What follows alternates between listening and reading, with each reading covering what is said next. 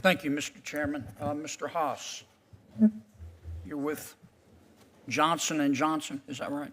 Yes, sir. How is that stakeholder capitalism working out for you? How is it working for Johnson & Johnson? It's one of the greatest honors of my life. Okay. I see where you, Johnson & Johnson, has joined with a number of other good American companies, J.P. Morgan. He's not a company. Mr. Colin Kaepernick on his issue of police brutality. Procter & Gamble, Facebook, Apple, y'all pledged $50 billion to, quote, be a force for social change and fight injustice. $50 billion is a lot of money. How is that commitment consistent with what you're asking us to do here today? Sir, I'm not aware of the particular commitment you're referencing, but I could It's right say here on the internet. dispositively. It's got to be right. I could say dispositively that the consistency is, in the end, to ensure that each and every act that the company takes is consistent with our credo. Okay. And our credo puts the public and our patients first. Right.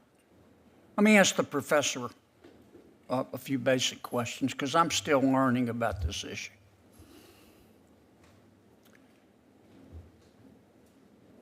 Johnson & Johnson took it, before I do, I forgot to ask you one question. How many talc cases have you tried to verdict? There have been 42 cases that have gone to verdict. Of those, we have prevailed in 32. Okay, so you lost 10. Yes. Okay, and what were the total damages in the 10 that you lost? The damages ranged dramatically. Just give me a total. I don't know the total. I can give you a approximate. The highest one was in the billions. Okay. All right, Professor, I don't want to just pick on Johnson & Johnson, but they're the one here. Let me pick on Georgia Pacific, okay? I don't want to pick on anybody. I'm learning on this issue, but let's call them Corporation A gets sued in with respect to mass torts.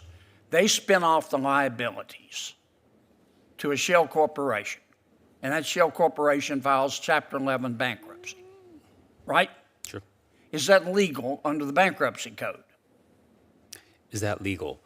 The code does not restrict that necessarily.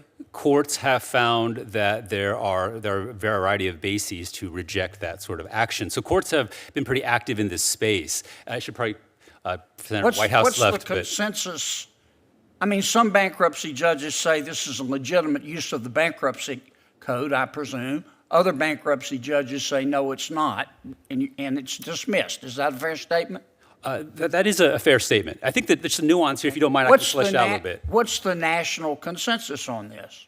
I think the national consensus is that this is a proper action under state law, but to the extent there is some sort of impropriety, bankruptcy court judges are very well positioned to police that, as we've seen in the LTL case. So it's not that Senator Whitehouse pointed out that I was supporting Texas two-step. I'm not supporting Texas two-step. I'm merely providing that So to the extent there is malfeasance, the it can be authority to addressed. say this is an abuse of the code, right? Exactly. And Courts can address How many have done that? Well, the most prominent one is LTL. So in the Third Circuit now, there's a very rigorous Is there a test. split among the circuits? There is. So the Fourth Circuit, and we were talking about forum shopping earlier, that would encourage forum shopping, absolutely. Okay. Is there a case before the Supreme Court to resolve this? No. I bet there's one coming. I mean, and what are you asking us to do today? Let me start with Mr. Haas again. What are you asking us to do today? The ask from our perspective to Congress would be to make uniform that very issue you just identified. What is the standard with respect to dismissing a case? Now, there's a distinction between the propriety of a Texas two-step, let's call that. It's a divisional merger statute, and the question of what is a standard that you apply when you dismiss a case. Our case was not dismissed because of anything to do with the Texas two-step. Nobody challenged the Texas two-step in our case. In fact, Mr. Haas, you just had a golden opportunity to answer my question. Let me ask you, Mr. Parikh, and you didn't do it. Professor, tell me what you think we should do today. What you think Congress would do. I think there are very large issues here. I think, as I mentioned before, 524G needs to be amended to capture all mass tort cases. Once that's done, you can have uniformity in process and procedure with all these cases. Some involve asbestos, some don't. The code can be revised to provide clarity on whether third-party releases can be part of a plan.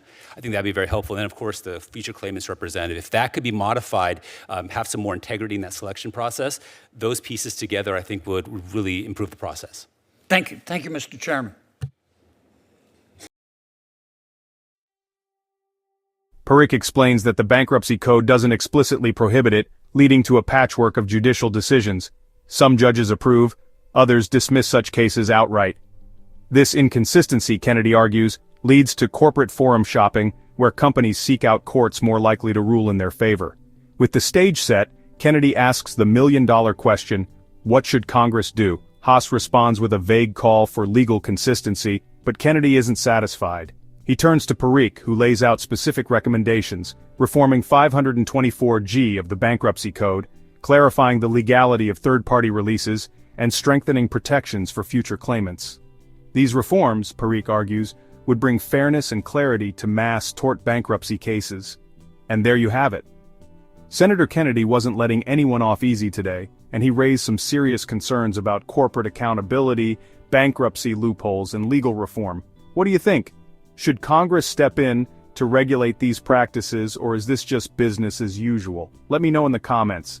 Don't forget to hit that subscribe button and turn on notifications so you never miss an update. Thanks for watching, and I'll see you in the next one.